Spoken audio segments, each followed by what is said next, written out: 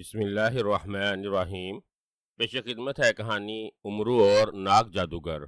دنیا کا سب سے چلاک اور عیار انسان امرو جہاں بھی جاتا تھا اس کی زنبیل اس کے ساتھ ہوتی تھی، جس میں ایسی ایسی حیرت انگیز اور عجیب و غریب طلسماتی چیزیں تھیں کہ وہ ان کے ذریعے پلک چھپکنے میں بڑے بڑے جادوگروں اور دیووں پر قابو پا لیتا تھا۔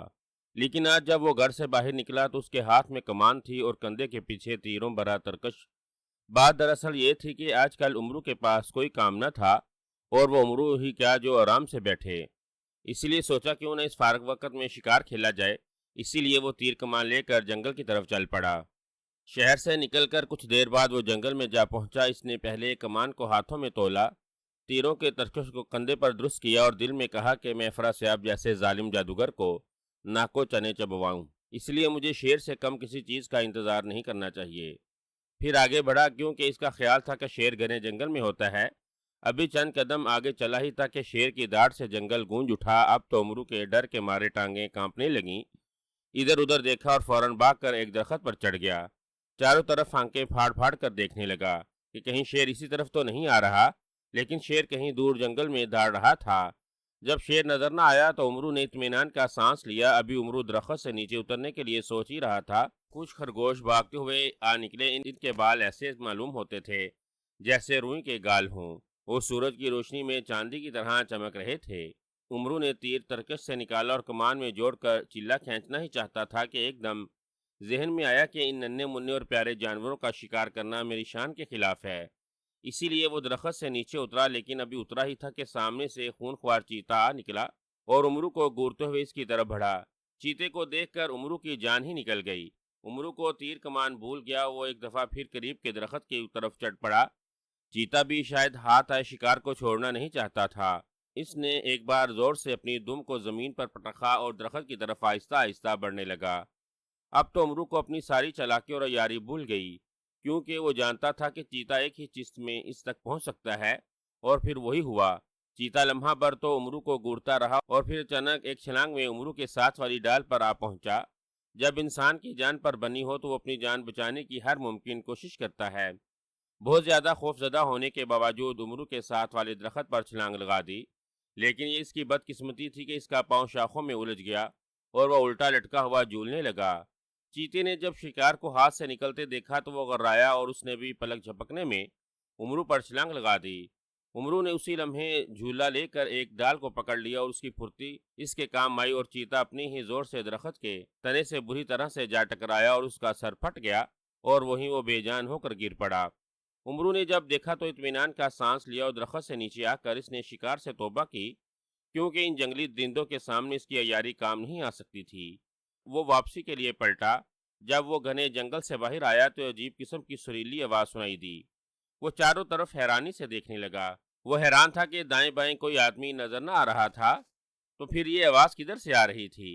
آواز لمحہ بلمحہ قریب آتی گئی۔ اس نے سر اٹھا کر دیکھا تو حیران رہ گیا کہ یہ آواز ہوا میں اڑتے ہوئے پرندے کے پروں سے نکل رہی تھی۔ اس پرندے کے پر سنہری اور دم لمبی تھی۔ ایسا عجیب و غریب پرندہ امرو نے پہلے کبھی نہیں دیکھا تھا۔ چند لمحے پہلے امرو کی حالت تو ایسی تھی جان بچی سو لاکھوں پائے خیر سے بدھو گھر کو آئے، لیکن اس انوکھے پرندے کو دیکھ کر ایک دفعہ پھر شکار کھیلنے کا اس کے دل میں چٹکیاں لینے لگیں۔ اس نے اس خوبصورت پرندے کے شکار کے لیے تیر کمان میں جوڑا، لیکن اتنی دیر میں پرندہ اس سے کافی دور چلا گیا۔ وہ امرو ہی کیا جو ایک ارادہ کر لے اور پیچھے ہٹ جائے، وہ بھی اس کے پیچھے روانہ ہوا۔ پرندے کی تیز رفتاری نے اسے بھاگنے پر مجبور کر دیا۔ تھوڑی دور جا کر پرندہ ایک درخت پر بیٹھ گیا۔ امرو نے پرندے کو بیٹھے دیکھ کر تیر چلایا، لیکن نشانہ خطا ہو گیا اور عجیب و غریب پرندہ پھر سے اڑنے لگا۔ امرو پھر اس کے پیچھے پیچھے تھا۔ اس کو اس پرندے کے شکار کی ضد سی آ گئی تھی۔ پرندے کے اڑنے سے جو سریلی آواز نکل رہی تھی، سارا ماحول اس سے گونج رہا تھا۔ امرو کو اس خوبصورت آواز کو سننے کی فرصت ہی کب تھی؟ اس پر تو شکار کی دھن سوار تھی۔ کوئی اور وقت ہوتا تو اس پرندے کو پکڑنے کی کوشش کرتا، تاکہ ایسا خوبصورت پرندہ کسی بادشاہ کو پیش کر کے انعام حاصل کرے۔ بھاگتے بھاگتے وہ ہانپنے لگا، لیکن ضد نہ چھوڑی۔ پرندہ جنگل سے نکل کر شہر کی طرف پرواز کرنے لگا۔ امرو کے لیے اب تو اس کا نشانہ لینا اور بھی آسان تھا، لیکن پرندے کی تیز اڑن امرو کے ارادے میں حائل تھی، اور دیکھتے ہی دیکھتے پرندہ ایک باغ میں بہت گھنے اور اونچے درخت پر جا بیٹھا۔ امرو بھی باغ کی دیوان پھاند کر اندر جا گھسا۔ پرندہ تو اسے وہاں نظر نہ آیا، لیکن اس کی شامت اس کو ضرور باغ میں لے آئی تھی۔ जैसे ही वो उठा, कई सिपाही नेज़े ताने उसके सर पर खड़े थे। इससे कबल कि वो कोई बात करता, एक सिपाही ने गरज कर कहा, पागल इंसान, तुम्हें यहाँ आने की जुर्रत कैसे हुई?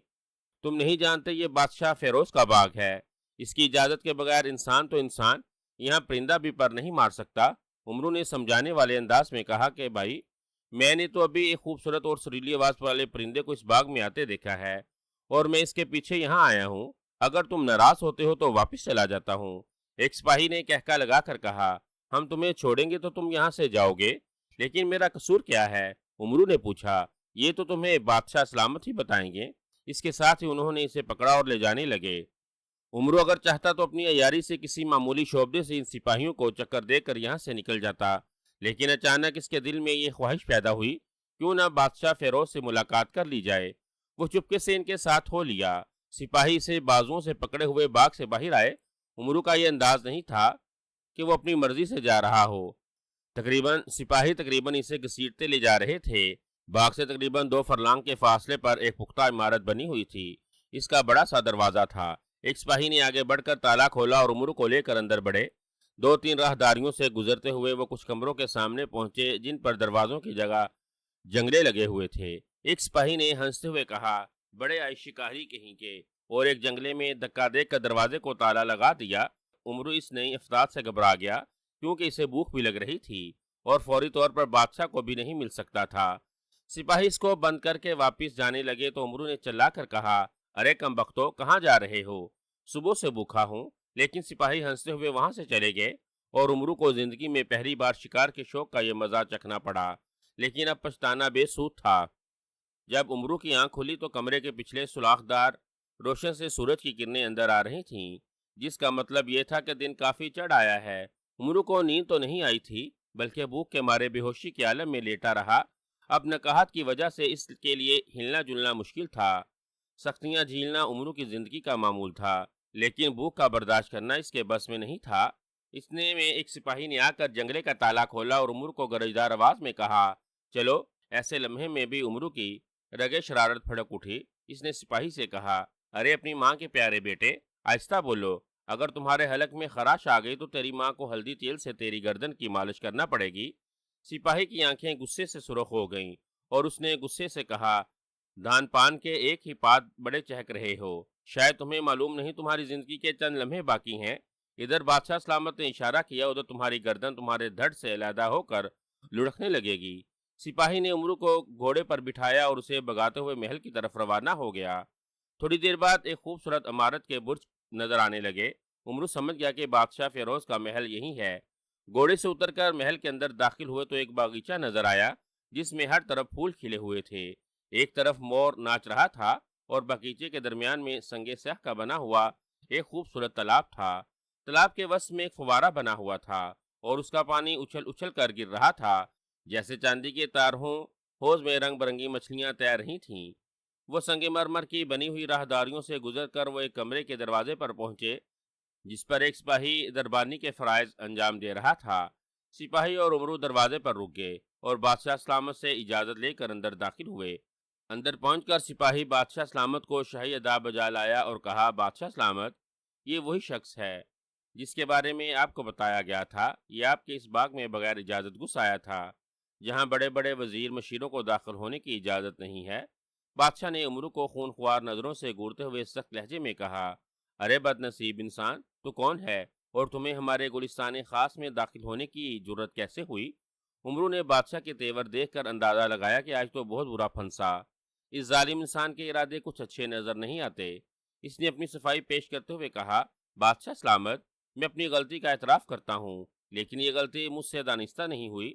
बादशाह ने गरज कर कहा, बेवकूफ़ इंसान, हम जानते हैं कि हर मुजरिम पहले यही कहता है कि मैं बेकसूर हूँ। तुमने हमारे बाग में कदम रखकर बहुत बड़ी गलती की है।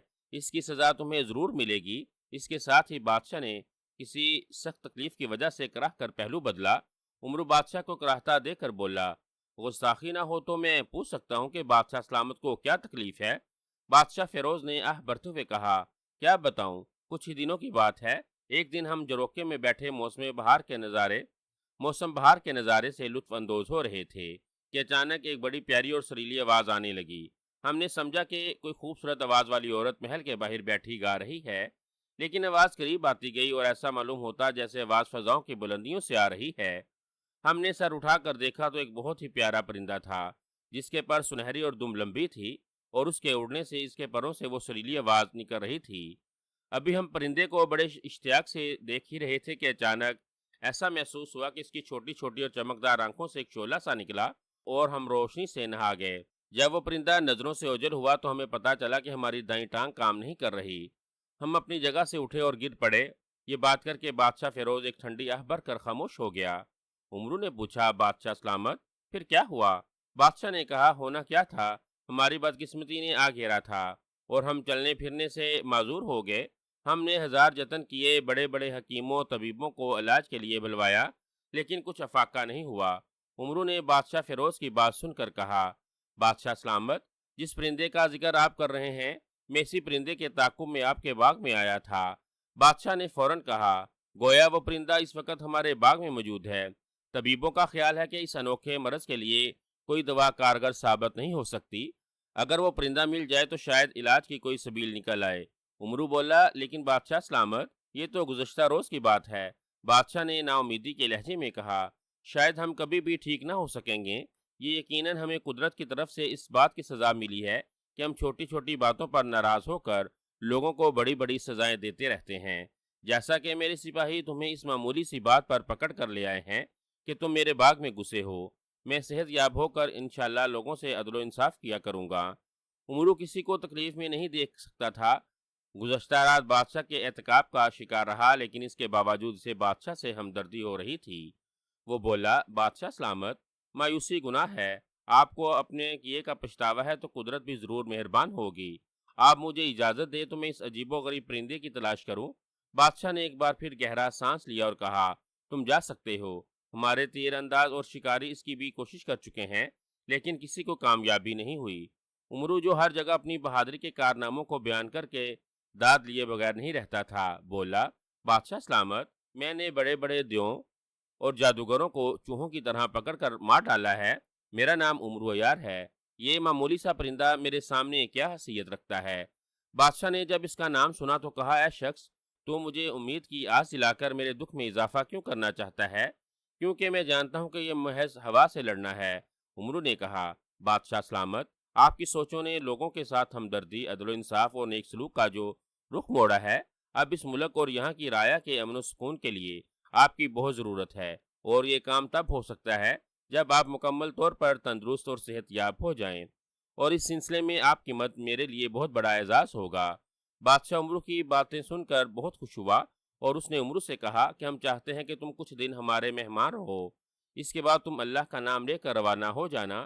3 دن تک بادشاہ فیروز نے عمرو کو اپنے محل میں شاہی مہمان کی حیثیت سے ٹھہرائے رکھا۔ تیسرے روز صبح سویرے بادشاہ نے اسے بہت عزت کے ساتھ روانہ کیا۔ زرق برق لباس، اشرفیوں کی تھیلی کے علاوہ ایک برق رفتار گھوڑا بھی دے دیا۔ عمرو جس طرح ہر کام کو انوکھے انداز سے کرنے کا عادی تھا، وہاں اس کی سوچیں بھی دوسروں سے مختلف تھیں۔ وہ کھانے پینے کے معاملے میں بہت پٹو تھا، لیکن شاہی دعوتوں کو ایک تھکا دینے والا کام کہتا تھا۔ اس لیے بادشاہ فیروز نے روانہ ہونے کے بعد اس نے اپنے گھر جا کر آرام کیا۔ اگلے روز بھی ابھی سورج کی کرنوں نے درختوں کی چوٹیوں پر روشنی پھیلائی تھی کہ عمرو اللہ کا نام لے کر گھوڑے پر سوار ہوا اور اپنے سفر پر روانہ ہوا۔ چلتے وقت وہ اپنی زنبیل بالکل نہیں بھولا تھا۔ منزل کا نشان پتہ جانے بغیر سفر پر روانہ ہونا دراصل اپنے آپ کو دھوکہ دینا تھا، اسی لیے وہ اس وقت اپنے دوست ہوا جادوگر کے ٹھکانے کی طرف جا رہا تھا۔ جادوگر کا یہ عجیب و غریب نام شاید اس لیے تھا کہ اس نے اپنا محل جادو کے زور سے بادلوں کے اوپر بنا رکھا تھا، اور اپنے محل میں ہزاروں کی تعداد میں پرندے پا رکھے تھے۔ وہ ہر پرندے کی زبان بھی جانتا تھا۔ عمرو نے سوچا وہ اس پرندے کے متعلق بھی ضرور جانتا ہوگا، جس کا پیچھا کرتے ہوئے وہ بادشاہ فیروز کے باغ میں جا پہنچا تھا۔ عمرو نے اپنے گھوڑے کا رخ مشرق کی طرف موڑا، اور عمرو کا گھوڑا ہوا سے باتیں کرنے لگا۔ چونکہ عمرو کو معلوم تھا کہ وہاں تک پہنچنے کے لیے اس کو 2 دن اور 2 راتوں کا سفر طے کرنا پڑے گا، اسی لیے اس نے کھانے پینے کا سامان بھی ساتھ لے لیا۔ وہ چاہتا تھا کہ بادشاہ فیروز کو جلد از جلد اس کی تکلیف سے نجات دلائے، اسی لیے اس نے 1 دن اور 1 رات مسلسل سفر کیا۔ اب وہ کافی تھک چکا تھا، اس پر نیند کا بھی غلبہ ہو رہا تھا۔ میدانوں اور جنگلوں سے ہوتا ہوا وہ ایک سرسبز علاقے میں جا پہنچا تھا، جہاں اسے پانی کا ایک صاف شفاف چشمہ نظر آیا۔ اس نے سوچا کہ تھوڑی دیر کے بعد یہاں سستا لیا جائے۔ وہ گھوڑے سے نیچے اترا اور اسے ایک درخت سے باندھ کر خود چشمے کے پانی سے منہ ہاتھ دھونے لگا۔ ہاتھ منہ دھو کر اس نے تھوڑا سا کھانا نکالا، اسے کھا کر چشمے سے پانی پیا اور ایک درخت کے تنے سے ٹیک لگا کر آنکھیں بند کر لیں۔ جانے وہ کتنی دیر تک سوتا رہا، اچانک اس نے سنا کہ کوئی اسے آواز دے رہا ہے۔ امرو نے آنکھیں کھولی تو سامنے کچھ فاصلے پر ایک بوڑھے آدمی کو، جس کی داڑھی لمبی تھی اور سر کے بال بڑے ہوئے تھے، زمین پر بیٹھے دیکھا۔ وہ زاروں کی طرح رو رہا تھا۔ امرو نے حیرانی سے اس کے قریب جا کر پوچھا، اے بزرگ، تم کون ہو اور اس جنگل میں بیٹھے کیوں رو رہے ہو؟ اس بوڑھے نے کہا، اے نیک دل انسان، میں اس پہاڑی جنگل سے قافلے کے ساتھ گزر رہا تھا کہ مجھے ٹھوکر لگی اور میں گر پڑا اور بے ہوش ہو گیا۔ قافلے والے مجھے مردہ سمجھ کر چھوڑ گئے۔ 2 دن سے بھوکا پیاسا ہوں، اس جنگل میں بھٹک رہا ہوں۔ امرو، جس کا دل رحم اور ہمدردی سے بھرا ہوا تھا، اس نے بوڑھے کی یہ حالت نہ دیکھی گئی۔ اس نے باقی بچا ہوا کھانا اسے کھلایا اور اپنے پیچھے گھوڑے پر بٹھا کر اگلی منزل پر روانہ ہو گیا۔ ابھی اسے خاصا سفر مزید کرنا تھا۔ پہاڑی علاقہ چھوڑ کر جیسے ہی وہ میدانی علاقے پہنچا، اس کے پیچھے بیٹھے ہوئے بوڑھے نے اچانک اس کو دھکا دیا اور گھوڑے سے نیچے گرا دیا اور گھوڑے کو سر پر دوڑاتا ہوا با کھڑا ہوا۔ اس کی اس حرکت سے امرو جان گیا کہ یہ کوئی چور ہے جس نے بوڑھے کا بہروپ بھر رکھا ہے۔ کوئی چور امرو کی کوئی چیز لے کر بھاگ جائے، یہ بھلا کیسے ممکن تھا؟ امرو نے زنبیل سے سرخ کپڑے کا ایک ٹکڑا نکالا، اسے ہوا میں پھینک دیا۔ پلک جھپکنے میں کپڑے کے ٹکڑے نے ایک سیاہ رنگ کی چیل کی شکل اختیار کر لی اور وہ چیل فوراً چور کے سر پر جا پہنچی اور اپنے پنجوں سے اس کے کندھوں کو پکڑ کر اس طرح فضا میں اڑنے لگے جیسے وہ کوئی مرا ہوا چوہا ہو۔ چور اس افداد سے ایسا خوف زدہ ہوا کہ اس کے منہ سے چیخیں نکلنے لگیں۔ امرو کے ہونٹوں پر ایک شریر سی مسکراہٹ پھیل گئی۔ اس نے اپنی انگلی کو ہوا میں گھمایا تو وہ چیل بھی کسی لٹو کی طرح تیزی سے گھومنے لگی۔ اس کے پنجوں میں لٹکا ہوا آدمی چلاتے ہوئے کہہ رہا تھا، میں مر جاؤں گا، مجھے معاف کر دو۔ امرو نے سوچا اس کے لیے اتنی سزا کافی ہے۔ امرو کے اشارے پر چیل نے اسے ایک بہت بڑے اونچے درخت کے اوپر جا کر چھوڑ دیا۔ اسی وقت امرو کا گھوڑا بھی واپس آ گیا اور چیل بھی سرخ رومال میں تبدیل ہو گیا اور رومال ہوا میں تیرتا ہوا امرو کے پاس آ گیا۔ امرو گھوڑے پر سوار ہوا اور گزشتہ روز کی طرح تیزی سے آگے بڑھنے لگا۔ وہ منزلیں مارتا ہوا دوسرے روز ایک ایسے علاقے میں پہنچا جہاں ہر طرف آسمان سے باتیں کرتے ہوئے سیاہ رنگ کے پہاڑ تھے۔ ان پہاڑوں پر سبزہ نام کی کوئی چیز نظر نہ آ رہی تھی۔ ماحول اتنا پراسرار تھا کہ اکیلے آدمی کا ٹہر رہنا ناممکن تھا، لیکن امرو کے لیے یہ ماحول کسی خوف کا باعث نہیں تھا، کیونکہ وہ کئی ہفتے طلسماتی دنیا اور اسیب زدہ علاقوں میں گزار چکا تھا۔ اس نے گھوڑے کو وہیں چھوڑا اور پیدل ہی ایک ایسے پہاڑ کی طرف بڑھنے لگا جو سب سے الگ تھلگ تھا اور رنگت بھی دوسرے پہاڑوں سے مختلف تھا۔ جب وہ اس پہاڑ کے دامن میں پہنچا تو تیز ہوا چل رہی تھی۔ سائیں سائیں کرتی ہوا سے اسے معلوم ہوتا تھا جیسے اس کے چاروں طرف بدروہیں ناچ رہی ہوں۔ لیکن امرو اس سے بے نیاز پہاڑ پر چڑھنے لگا۔ اس وقت امرو کا لباس کسی بہت بڑے ملک کے شہزادے سے کم نہ تھا۔ کچھ فاصلہ طے کرنے کے بعد وہ ایک ہموار جگہ پر پہنچا جہاں اس نے اپنی زنبیل سے ایک رومال نکالا۔ یہ ایک طلسمی رومال تھا جو اسے سرگم جادوگر نے اس کی جان بچانے کے لیے صلے میں تحفے کے طور پر دیا تھا۔ امرو نے اس رومال کو زمین پر بچھایا تو اس نے ایک چھوٹے سے خوبصورت قلین کی صورت اختیار کر لی۔ امرو اس پر بیٹھا تو وہ ہوا میں اڑنے لگا۔ قلین پہاڑ کے گرد اڑتا ہوا بلندی کی طرف جا رہا تھا۔ جب قلین بادلوں کے پاس پہنچا تو ان بادلوں سے اوپر ایک محل نظر آیا جو ہوا جادوگر کی رہائش گاہ تھی۔ دور سے اس کے گنبد چاندی کی طرح چمک رہے تھے۔ امرو قلین سمیت داخلی دروازے سے اندر جا پہنچا جو بڑا خوبصورت اور عظیم الشان تھا اور اس میں ہیرے جواہرات جڑے ہوئے تھے۔ وہ محل کے اندر جا کر ایک باغ میں اترا اور قلین نے دوبارہ رومال کی صورت اختیار کر لی اور امرو نے رومال اٹھا کر اپنی زنبیل میں رکھ لیا۔ سارا محل رنگین پتھروں سے بنا ہوا تھا۔ محل کی ایک جانب بہت بڑا باغ تھا جہاں عجیب و غریب پھول کھلے ہوئے تھے۔ ایسے لگتا تھا جیسے پھول برف کے ہوں اور پتے دھوئیں کے۔ باغ کے آخری حصے میں طرح طرح کے عجیب و غریب رنگ برنگے اور خوبصورت پرندوں کے پنجرے لٹکے ہوئے تھے۔ یہ پرندے ہزاروں کی تعداد میں تھے، لیکن ان میں کوئی پرندہ ایسا نہیں تھا جو اس پرندے سے مشابہت رکھتا ہو جس کے شکار کے لیے امرو بادشاہ فیروز کے باغ میں جا کر گھسا تھا۔ ابھی امرو محل میں داخل ہوا ہی تھا کہ ایک شخص نے جس نے زرق برق لباس پہن رکھا تھا، اس نے آگے بڑھ کر امرو کا استقبال کیا اور کہا، ذہ نصیب، آج دنیا کے سب سے ذہین اور چلاک انسان نے یہاں قدم رنجا فرمایا ہے۔ میں اپنے مہمان کو خوش آمدید کہتا ہوں۔ کیسے تشریف آوری ہوئی؟ امرو نے ہنستے ہوئے کہا، جبلو اندر بھی چلو کہ تمام سوال یہیں پوچھو گے۔ جبلو امرو کو ایک شاندار کمرے میں لے آیا جہاں آرام و آسائش کا تمام سامان موجود تھا۔ کمرے میں ایک بہت خوبصورت مسہری بچھی ہوئی تھی एक कोने में मेज और कुर्सियां रखी हुई थीं, जिन पर बड़े खूबसूरत नगीने जड़े हुए थे। दरवाजों पर रेशमी पर्दे लहरा रहे थे। छत के दरमियान एक फानूस जल और बुझ रहा था। इसके जलने बुझने से कमरे में एक अजीब सा समा था। ऐसा लग रहा था जैसे दनक के रंग बिखरे हुए हों। उमरू ने कमरे में पहुंचकर कहा, जबलू, मैं अपने दोस्त हवा जादूगर से मिलने आया हूँ। वो इस वक्त कहाँ है? जबलू बोला, मेरे आका हवा जादूगर इस वक्त महल में मौजूद नहीं हैं और शायद कल उनसे मुलाकात हो सके, क्योंकि उनकी भतीजी सरसर जादूगर की बेटी महलाका की शादी है और वो कोहकाफ इसकी शादी में शिरकत के लिए गए हैं। उमरू ने यह सुनकर दिल में कहा, इस तरह तो खासा वक्त ज़ाया हो जाने का खदशा है, क्योंकि वो चाहता था कि जल्द से जल्द इस परिंदे के मुतल्लिक मालूमात हासिल करे और बादशाह फिरोज की बीमारी के इलाज की कोई तदबीर सोचे, लेकिन अब मजबूरी थी। उमरू को चुप देखकर जबलू ने कहा, आप किस सोच में पड़ गए हैं? अगर आप बहुत ज़रूरी काम है तो हुक्म दें, अभी आपको कोहकाह पहुंचाने का इंतजाम करता हूँ। उमरू बोला, मैं अपने दोस्त की खुशियों में मखल नहीं धोना चाहता। काफ़ी लंबे सफ़र के बाद यहाँ पहुंचा हूँ। अच्छा है कि कुछ वक्त आराम कर लूँ।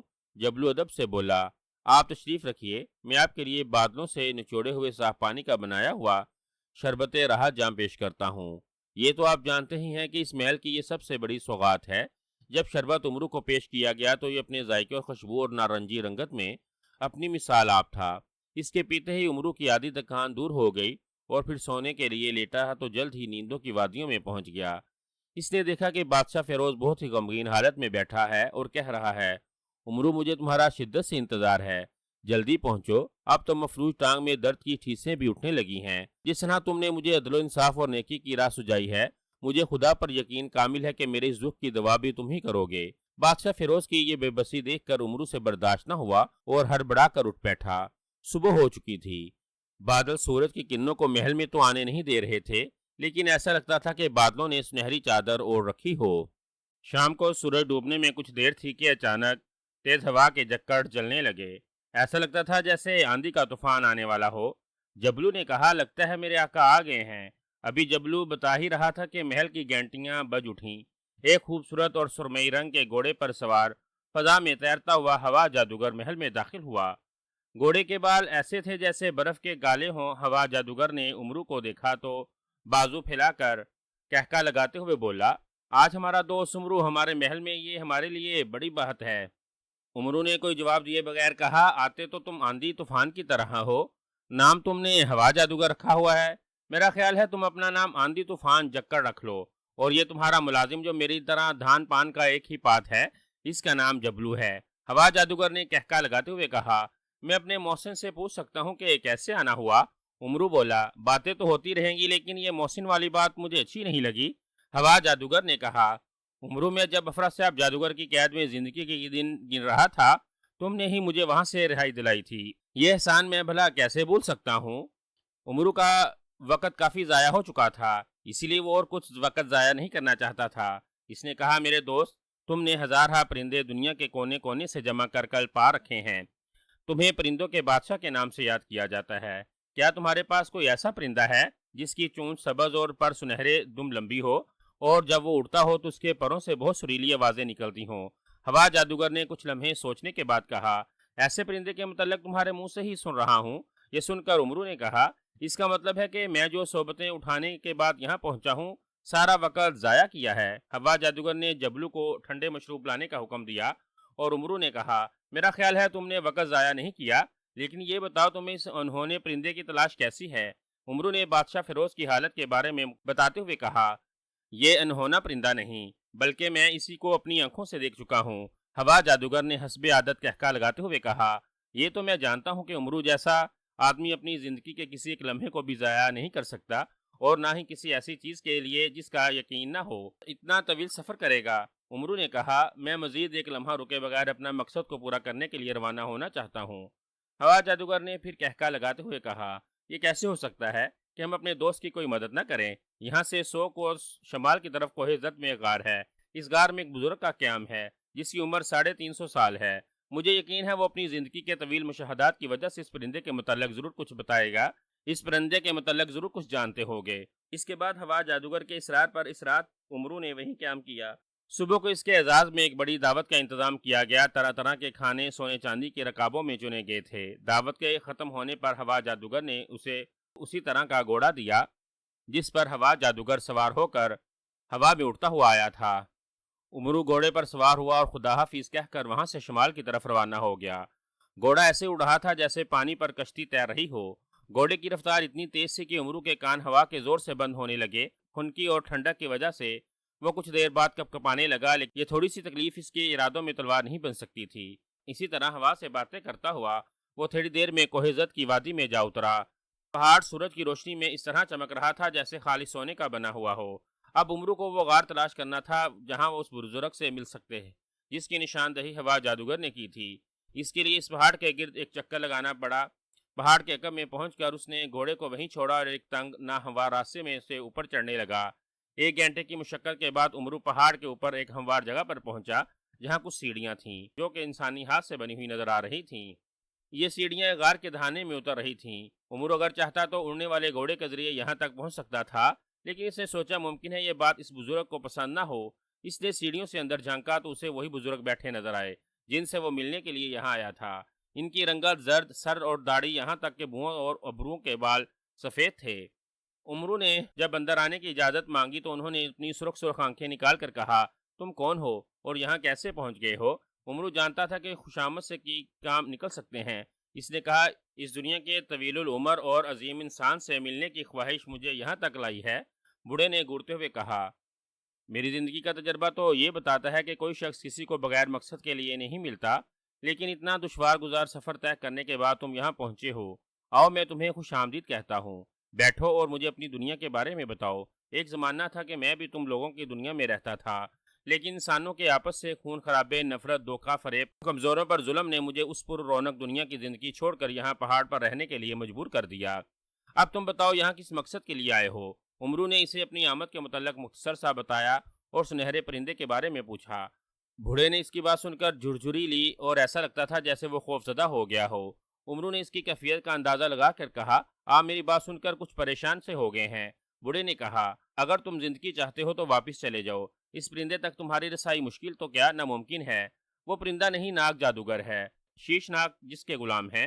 امرو نے کہا، تو پھر ناگ جادوگر تک پہنچنے کے لیے آپ میری رہنمائی کریں۔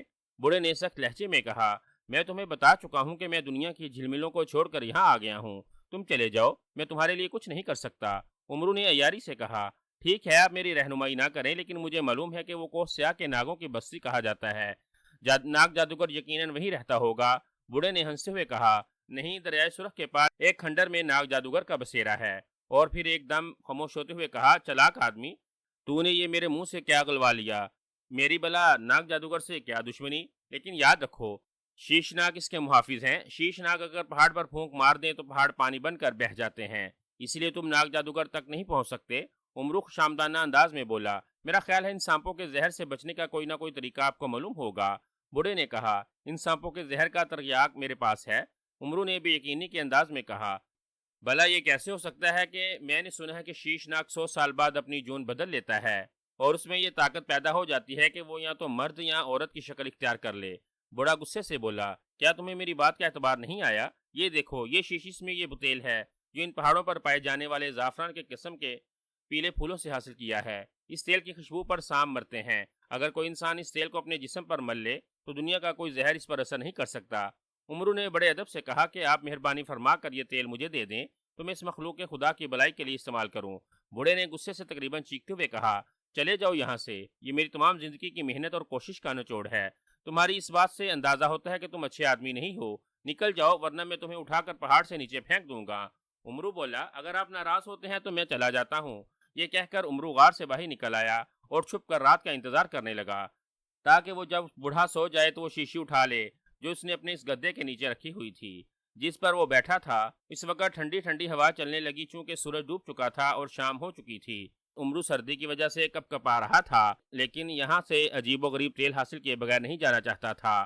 رات ہوئی تو وہ اپنی جگہ سے اٹھا اور پاؤں پر پاؤں رکھتا ہوا سیڑھیوں کی طرف بڑھا اور سیڑھیوں سے اتر کر غار میں دیکھا تو وہ بزرگ ابھی تک جاگ رہے تھے۔ اس سے پہلے کہ ان کی نظر امرو پر پڑتی، امرو واپس پلٹا اور پھر پتھروں کی اوٹ میں سے چھپ کر بیٹھ گیا۔ رات کا پچھلا پہر ہوتا چلا گیا۔ امرو نے غار میں پھر جھانکا، وہ بوڑھا ابھی تک جاگ رہا تھا۔ اب امرو سے مزید انتظار نہ ہو سکتا تھا۔ بوڑھا جیسے ہی پانی پینے کے لیے اپنی جگہ سے اٹھا، امرو نے سلیمانی ٹوپی اپنی زنبیل سے نکالی اور اپنے سر پر رکھ لی اور غار میں داخل ہو گیا۔ इस टोपी की खासियत ये थी कि जो भी इसे सर पर रख लेता वो दूसरों की नज़रों से गायब हो जाता था, लेकिन खुद दूसरों को देख सकता था। इसने फुर्ती से तेल की शीशी उठाई और भागकर पहाड़ से नीचे उतरने लगा। पहाड़ से नीचे उतरकर उसने टोपी सर से उतारकर अपनी जंबील में रख ली। बूढ़े ने शीशी को गायब होते देखा तो वो भी तेजी से बाहर की तरफ लपका। फौरन उम्र तक पहुंचना इसीलिए मुमकिन नहीं था कि इसके ऊपर से चलाकर कहता, कमबख्त धोखेबाज, मैं सारी रात जागता रहा हूँ कि तुम तेल न चुरा लो, लेकिन तेरी तरह का ढीठ और चालाक आदमी मैंने पहले कभी नहीं देखा। उमरू ने चला कर कहा, ए बुजुर्ग, गुस्सा न करे, मैं आपकी तरफ से दुनिया वालों को तोहफा दूंगा जिन्हें आप छोड़ चुके हैं। हाँ, ये तो बता दीजिए, दरियाए सुर्ख यहाँ से कितनी दूर है और किस सिमत में है? बूढ़े ने दांत पीसते हुए कहा, कमबख्त, ये बताने से पहले मैं तेरा कचूमर न निकाल दूं। इसके साथ ही बूढ़े ने एक बड़े से पत्थर को नीचे उमरू की तरफ ऊपर लुढ़का दिया। इससे पहले कि पत्थर सचमुच उमरू को अगली दुनिया में पहुंचा देता, पलक झपकने में वो घोड़े पर सवार हुआ और घोड़ा हवा से बातें करता हुआ फजा में उड़ने लगा। पहाड़ी सिलसिला खत्म होने के बाद इसने हवाई घोड़ा छोड़ दिया और पैदल सफर करना शुरू कर दिया कि अनजानी मंजिल है, कहीं फजा ही फजा में वो इससे दूर न निकल जाए। उमरू जो हर काम अपनी चालाकी और यारी से निकाल लेता था, जब कभी ताकत आजमाई का वक्त आता तो उसकी सीटी गुम हो जाती। आज भी यही हुआ था। हवा जादूगर के महल में रवानगी के दूसरे दिन वो एक ऐसी बस्ती में पहुंचा जहां मकान तो थे, लेकिन वहां कोई इंसान नजर न आया। हर तरफ हु का आलम था। मकानों के दरवाजे खुले हुए थे। वो एक फाटक नुमा दरवाजे के अंदर चला गया। लगातार सफर की वजह से इसकी भूख चमक उठी थी। ऐसे वक्त में भला इसकी क्या परवाह थी कि वो कैसी बस्ती है, यहाँ के लोग कहाँ चले गए। बस ये सोचकर अंदर दाखिल होकर शायद कोई खाने पीने की चीज मिल जाए। जैसे इसने इमारत के सहन में बरामदे में कदम रखा, 5-6 खौफनाक जंगली बिल्ले जो बहुत मोटे, ताजे और पले हुए थे, मियाँ मियाँ करते एक तरफ उमरू पर झपट पड़े। इस अचानक अफ्तार पर इसके मुंह से दबी दबी चीखें निकल गईं और इनसे बचने के लिए फौरन पीछे हटा, लेकिन एक पांव दूसरे से उलझने की वजह से लुढ़खड़ा कर गिर पड़ा। बिल्लों ने जब देखा कि इसका शिकार अब आसानी से इनके कब्जे में आ जाएगा, तो वह गराते हुए चारों तरफ से उमरू की तरफ बढ़ने लगे। उमरू को इन खौफनाक बिल्लों के नाखनों और दांतों के जरिए अपनी मौत आंखों के सामने नाचती हुई नजर आ रही थी। उमरू बेटे, तुमने बड़े बड़े जादूगर और मक्कारों को अपनी अय्यारी से नीचा दिखाया, लेकिन आज ये बिल्ले, खुदा इन्हें गारत करे, तेरी एक एक बोटी कर देंगे। मालूम नहीं इन कमबख्तों ने मुझे कोई चूहा समझ रखा है, जो अपनी गिराहटों और मियों मियों से डरा कर मुझे हड़प करना चाहते हैं। बिल्ले उमरू से ज्यादा भूखे नजर आते थे। इनकी दुमें जोर जोर से हिल रही थीं और उनकी चमकदार आंखों से ऐसा लगता था जैसे चिंगारियां सी निकल रही हो। उमरू ये कहता हुआ पलक झपकने में नीचे से उठा, पागल बागड़ बिल्लो, मैं चूहा नहीं हूँ, उमरू हूँ। उमरू ने इनके सामने ही एक बिल्ले को पांव से जोर से ठोकर मारी। बिल्ला शायद इसीलिए तैयार न था। इसकी ठोकर से बचने के लिए वो फौरन पीछे से हटा और फिर उछलकर उमरू की पिंडली पर काट लिया। उमरू की चीख निकल गई। इंसान की जब जान पर बन जाती है तो वो चाव की आखिरी कोशिश तक कर डालता है। उमरू को कुछ फासले पर एक लोहे की सुलाख पड़ी हुई नजर आई। इसने बिल्लों के हमले की परवाह किए बगैर भाग कर वो उठा ली। अभी उमरू ने सुलाख को उठाकर सीधा ही किया था कि तमाम बिल्ले बैक वक्त उछलकर इस पर हमलावर हुए। इनकी खूनख्वार आवाज़ें और दांतों को देखकर उमरू ने सुलाख इस्तेमाल करने की बजाय आंखें बंद कर लीं, और जब आंखें खोली तो देखा हाथ में पकड़ी हुई सुलाख का सिरा एक बिल्ली के आर पार हो चुका है। इस पर इसने सीना तान लिया और बोला, अरे ओ बिल्ली के बच्चों, तुम मेरे साथ मुकाबला करने चले थे, देखो तुम्हारे एक साथी का क्या हशर हुआ है। इतनी देर में तमाम बिल्ले वहां से भाग गए। उमरू पसीने में शराबूर इस तरह हाँफ रहा था जैसे मीलों की दौड़ लगा कर आया हो। इसने दाएं बाएं देख कर कहा, कोई देख तो नहीं रहा। फिर अपने आप को बोला, उमरू बेटे, तुमने कौन सी बहादुरी की है, ये तो अंधे के पाँव के नीचे बेड़ा आया है। इसके बाद बरामदे से कमरे में आ गया। अंदर कदम रखते ही ठिठक कर रुक गया। कमरे के फर्श पर एक नौजवान रस्सियों से बंधा हुआ पड़ा था। इसके बाजू, पांव, कंधे जगह जगह से जख्मी थे। इसने करह कर उमरू से कहा, ऐ शख्स, तुम कौन हो? इस वक्त तुम मेरे लिए रहमत का फरिश्ता बनकर आए हो। उमरू ने इसकी रस्सियां खोलते हुए कहा, मैं एक लंबे सफर का राही हूँ। तुम बताओ कि तुम कौन हो, तुम्हें रस्सियों से किसने बांधा है और तुम्हारे सारे बदन पर ये जख्म कैसे हैं? वो आदमी करह कर उठा और बोला, भले आदमी, मेरा नाम शकरान है और मेरे जिस्म पर जख्म खूनख्वार बिल्लों के काटने के हैं जो तुम्हारे आने पर बाग खड़े हुए हैं। बिल्लों का नाम सुनकर उमरू को पिंडली में ठीसें उठती हुई महसूस हुई। इसने कहा, बिल्ले बाग तो खड़े हुए हैं, लेकिन जाते जाते कमबख्त मेरी पिंडली पर अपनी मुलाकात का निशान छोड़ गए। अगर इनमें से एक टिकाने न लग जाता तो शायद मेरा भी तुम्हारे जैसा हाल होता। तुमने ये नहीं बताया कि तुम कौन हो और तुम्हें किसने रस्सियों से जकड़ा हुआ है। वो आदमी जो खासी उम्र का था सर्द आह भर कर बोला, ये बड़ी दर्दनाक कहानी है। उमरू ने हाथ खड़ा करके कहा, तुम्हारी ठंडी आह से पता चलता है वाकई कहानी बहुत दर्दनाक है, बल्कि दर्द आंख, दर्द कान, सब कुछ है। لیکن اس کے سنانے سے پہلے یہ بتاؤ کہ یہاں کچھ کھانے کو مل جائے گا، میرے پیٹ میں چوہے دوڑ رہے ہیں بلکہ اچھل کود کر رہے ہیں۔ جب پیٹ خالی ہوگا بھلا تم بتاؤ، ایسے میں کہانی سننے کا خاک مزہ آئے گا۔ اگر جن پری بھوتوں کی کہانی ہوتی تو اور بات تھی، یہ تو دردناک کہانی ہے۔ تکلیف کی شدت کے باوجود امرو کی باتیں سن کر شکران کے ہونٹوں پر مسکراہٹ کھیلنے لگی اور وہ بولا، تم بڑے باتونی ہو۔ امرو نے پیٹ پر ہاتھ پھیر کر کہا، یہ بھوک ہی باتیں کروا رہی ہے۔ شکران نے ہاتھ سے اشارہ کر کے کہا، میرا خیال ہے کہ بائیں طرف ورچی خانہ ہے، اگر بلوں نے کچھ چھوڑا ہوگا تو تمہیں مل جائے گا، اگر ہو سکے تو میرے لیے بھی لے آنا، کیونکہ میں بھی 2 دن سے بھوکا ہوں اور اسی کھانے کی تلاش میں یہاں آیا تھا۔ امرو کوئی بات کیے بغیر وہاں سے اٹھا اور باورچی خانے کی طرف گیا۔ وہاں افراتفری مچی ہوئی تھی، ایک ڈبے سے اسے بنے ہوئے چنے مل گئے۔ ایسے وقت میں امرو کے لیے وہ خوش چنے مرغ پلاؤ اور بریانی سے زیادہ اچھے لگ رہے تھے۔ اس نے تھوڑے سے چنے شکران کو بھی دیے، وہ انہیں اسی طرح کھانے لگا جیسے مہینوں سے اسے کچھ نہ ملا ہو۔ امرو کو بھوک کی فکر سے نجات ملی تو اس نے شکران سے کہا، اب اپنی دردناک کہانی سناؤ۔ بات شروع کرنے سے پہلے شکران کی آنکھوں میں آنسو تیرنے لگے۔ وہ بولا، اس بستی سے تقریباً 50 کوس کے فاصلے پر ایک بہت خوبصورت اور خوشحال ملک شاداب ہے، میں اس کا بادشاہ ہوں۔ میں نے اس کے لباس پر نظر ڈال کر کہا، کیوں مذاق کرتے ہو؟ 2 دن سے بھوکے رسیوں سے بندھے پڑے ہو، میں نے آج تک ایسا بادشاہ نہیں دیکھا۔ شکران نے کہا، بھلے آدمی، تم نے میرے دکھ کا اندازہ میرے آنسوؤں سے بھی نہیں لگایا۔ میں اپنے بعد حکومت کی باغ دوڑ اپنے بیٹے کے ہاتھ میں نہیں دینا چاہتا تھا، کیونکہ اسے شکار اور سیر و سفری کے علاوہ اور کچھ نہیں آتا تھا۔ وہ مزاج کا بھی بہت سخت اور ظالم ہے۔ میرے خیال میں اس کا بادشاہ بنانا عوام پر بہت بڑا ظلم تھا، اسی لیے میں نے اپنے بعد اپنے نیک دل اور نوجوان وزیر فتین شاہ کو بادشاہ بنانے کی وصیت کی۔ اس پر میرے بیٹے نے ایک جال باز اور مکار جادوگر شاطر سے ساز باز کر کے ایک رات میرے محافظوں پر جادوگری کے ذریعے مصیبتوں کے پہاڑ توڑ دیے اور میرے سامنے میرے وزیر فتین جہاں کو ہلاک کر دیا۔ امرو، جس کے مزاج میں بھی نہیں تھا کہ اگر کسی کی بات غور سے سنے یا اس پر دھیان دے، وہ ہر موقع پر صرف اپنا فائدہ ڈھونڈتا تھا، لیکن اس وقت وہ شکران کے منہ سے نکلنے والے ایک ایک لفظ کو غور سے سن رہا تھا۔ شکران نے اپنی بات کو جاری رکھتے ہوئے کہا، میں وہاں سے جان بچا کر محل کے عقبی دروازے سے نکل بھاگا اور اس بستی میں آ کر چھپ گیا۔ میرا بیٹا میرا پیچھا کرتا ہوا یہاں تک آ پہنچا۔ اس نے مجھے تلاش کرنے میں اس بستی کے غریب لوگوں پر آفت مچا دی، جس کی وجہ سے وہ لوگ اپنے گھر چھوڑ کر بھاگ کھڑے ہوئے۔ ان پر ظلم ہوتا دیکھ کر مجھ سے برداشت نہ ہوا اور میں پناہ گاہ سے باہر نکل آیا، اور مجھے ایک آدمی کی وجہ سے وہ سینکڑوں دکھ کیوں اٹھائے۔ میرے بیٹے نے مجھے دیکھ کر کہکے لگاتے ہوئے کہا، بڈھے، تو حکومت کسی اور کو دینا چاہتا ہے، لیکن میں نے اپنی طاقت سے اپنی حق حاصل کر لیا ہے۔ میرے بیٹے کے اس گستاخانہ رویے اور بدتمیزی کی وجہ سے میرے دل میں اس کے لیے شدید نفرت پیدا ہو چکی تھی۔ میں نے غصے سے گرجتے ہوئے کہا، نالائق، کسی چیز کا حقدار وہ ہوتا ہے جو اس کا اہل ہو، بلکہ تو نے اپنا حاصل نہیں کیا بلکہ دوسروں کے حق پر ڈاکہ ڈالا ہے۔ اس پر اس نے کہا، پاگل بڈھے، اگر میں پاگل ہوں تو ایک پل میں بھی تلوار سے تمہاری گردن اڑا دوں گا، لیکن میں تمہیں اپنے ہاتھ سے نہیں مارنا چاہتا، ورنہ دنیا کہے گی بڑا سنگ دل بیٹا تھا جس نے باپ کو قتل کر دیا۔ شکران کی آنکھوں میں تیرنے والے آنسو بہہ نکلے اور وہ سسکیاں بھرتے ہوئے بولا، بھلے آدمی، بیٹے کے منہ سے یہ الفاظ سن کر میں حواس کھو بیٹھا ہوں، اور وہ ناہچار مجھے رسیوں سے باندھ کر یہاں ڈال گیا کہ میں بھوک سے تڑپ تڑپ کر یہیں جان دے دوں۔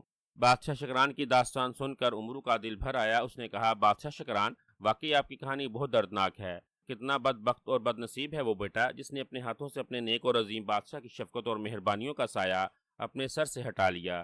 اس کی گستاخی اور مظلوموں کی اسے زیادہ دیر سر سے اٹھا کر جینے نہیں دے گی، اور رسوائی اس کا مقدر ہے۔ اس کے بعد امرو بادشاہ شکران کو تسلی دیتے ہوئے بولا، بادشاہ شکران، بے شک آپ کے خیال کے مطابق یہ درست ہوگا کہ آپ کا بیٹا آپ کی جان نشینی کا اہل نہیں، لیکن مجھے یقین ہے کہ آپ کے ساتھ گستاخی اور بدتمیزی کے لیے شاطر جادوگر کی شیطانی قوت سے اسے بہکایا ہے۔ بادشاہ نے اپنے اوپر قابو پاتے ہوئے کہا، شاید تم ٹھیک کہہ رہے ہو۔ شہزادہ کلان لاپرواہ اور دوسروں کے لیے بدمزاج ضرور ہے، لیکن اس سے پہلے اس نے میرے سامنے زبان کبھی نہیں کھولی تھی۔ امرو نے کہا، بادشاہ سلامت، آپ اپنے ملک کے خیر خواہ اور رعایا سے محبت رکھنے والے انسان ہیں، اس لیے میرا یہ فرض بنتا ہے کہ میں آپ کا یہ تاج و تخت واپس دلانے میں مدد کروں اور شاطر جادوگر کو اس کے کیے کی سزا دوں۔ بادشاہ نے امرو سے کہا، بھلے آدمی، تم نے میری جان بچائی، یہی بہت بڑا احسان ہے۔ میری طرح تم دبدے پتلے اور کمزور انسان بھلا میرا تاج و تخت واپس کیسے دلاؤ گے؟ امرو، جو اپنی چلاکی اور کارناموں کو بیان کرنے کے لیے کسی موقع کو بھی ہاتھ سے نہیں جانے دیتا تھا بلکہ بڑھا چڑھا کر بتاتا تھا، اس وقت نہ جانے کیوں چپ رہا۔ اس کے پنڈلی کے زخم میں اینٹھن سے شروع ہو گئی تھی۔ اس نے زنبیل سے عرق شفا کی شیشی نکالی، اس میں سے تھوڑا سا اپنے زخم پر لگایا اور کچھ بادشاہ شکران کے زخموں پر لگایا۔ دیکھتے ہی دیکھتے زخم بالکل ختم ہو گئے اور تکلیف کا نام و نشان نہ رہا۔ بادشاہ حیرت سے بولا، ارے تم تو کمال کے آدمی ہو، میں تو بالکل بھلا چنگا ہو گیا ہوں۔ امرو نے بڑی شان سے کہا، بس اسی طرح سے آپ کی سلطنت واپس دلا دوں گا۔ بادشاہ نے اطمینان بھرے لہجے میں کہا، مجھے یقین آ رہا ہے کہ تم میری مدد کر سکتے ہو، لیکن تم نے ابھی تک مجھے اپنا نام نہیں بتایا۔ میرا نام امرو ہے، امرو یار نے مسکراتے ہوئے کہا۔ بادشاہ نے امرو کو غور سے دیکھتے ہوئے پوچھا، کیا تم وہی امرو ہو جس کے جادوگروں کی دنیا میں کلبلی مچا رکھی ہے؟ امرو نے گردن کو اکڑ کر کہا، یہ تو آپ تب دیکھیے گا جب میں شاطر جادوگر کو نانی یاد دلا دوں گا۔ یہ کہہ کر امرو نے فوراً اپنی گردن پر ہاتھ رکھ لیا، کیونکہ ایک دم گردن اکڑنے سے اس کی گردن کا پٹھا چڑھ گیا تھا۔ کچھ دیر گردن کو مسلنے کے بعد اس کا درد ختم ہوا۔ اس نے بادشاہ سے کہا، بادشاہ سلامت، ہمیں اسی وقت شداب آباد کی طرف روانہ ہونا چاہیے۔ دیر سے پہنچنے پر ہو سکتا ہے شاطر جادوگر وہاں چلا جائے۔ بادشاہ نے گھبراہٹ سے کہا، وہ مجھے زندہ دیکھ کر فوراً ہلاک کر دے گا، اسی لیے میں بھلا۔ امرو بادشاہ کی بات کاٹتے ہوئے بولا، اس کی آپ فکر نہ کریں، آپ ملک فاران کی خوبصورت شہزادی کے روپ میں وہاں پہنچیں گے اور میں آپ کے محافظ کی حیثیت سے آپ کے ہمراہ رہوں گا۔ بادشاہ نے ہنستے ہوئے کہا، اور شہزادی کے روپ میں یہ بھلا کیسے ممکن ہے؟ امرو نے زنبیل میں سے ایک نیلے رنگ کی شیشی نکالی جو پہلی شیشی سے کچھ بڑی تھی۔ اس میں نیلے رنگ کا تیل سا تھا۔ اس نے تھوڑا سا ہاتھ پر نکال کر بادشاہ کے چہرے پر مل دیا۔ حیرت انگیز طور پر بادشاہ کی شکل ایک انتہائی حسین و جمیل شہزادی کی صورت میں تبدیل ہو گئی۔ اس کا لباس بھی بہت قیمتی اور ریشم کا بنا ہوا تھا، اور سر کے گھنے بالوں پر خالص سونے کا تاج بنا ہوا تھا جس میں ہیرے جواہرات چمک رہے تھے۔ بادشاہ نے پریشانی کے عالم میں کہا، امرو تم نے یہ کیا کر دیا؟ امرو ہنستے ہوئے بولا، بادشاہ سلامت، پریشانی والی بات نہیں، یہ طلسماتی سیال ہے اور اس کا اثر صرف 4 پہر تک رہتا ہے۔ اس کے بعد امرو نے وہی تیل اپنے چہرے پر ملا تو بادشاہ شکران کے سامنے بڑی بڑی خوفناک مونچھوں والا ایک نوجوان محافظ کھڑا تھا، جس کے ایک پہلو میں تلوار لٹک رہی تھی، دوسرے میں خنجر اور سر پر لوہے کا خوت تھا۔ امرو نے بادشاہ کو مخاطب کر کے کہا، چلیے بادشاہ سلامت، او شہزادی رخسانہ صاحبہ، ہم سورج ڈوبنے سے پہلے شاداب آباد پہنچ جائیں گے۔ بادشاہ نے شہزادی رخسانہ کے روپ میں باروب آواز سے کہا، محافظ، ادب کو مخلوض خاطر رکھا جائے ورنہ ہم تمہیں ملازمت سے علیحدہ کر دیں گے۔ حیران کر دینے والی بات یہ تھی کہ اس وقت بادشاہ کی آواز بالکل عورتوں جیسی تھی۔ دونوں ہنستے ہوئے مکان سے باہر آئے اور منزل کی طرف روانہ ہو گئے۔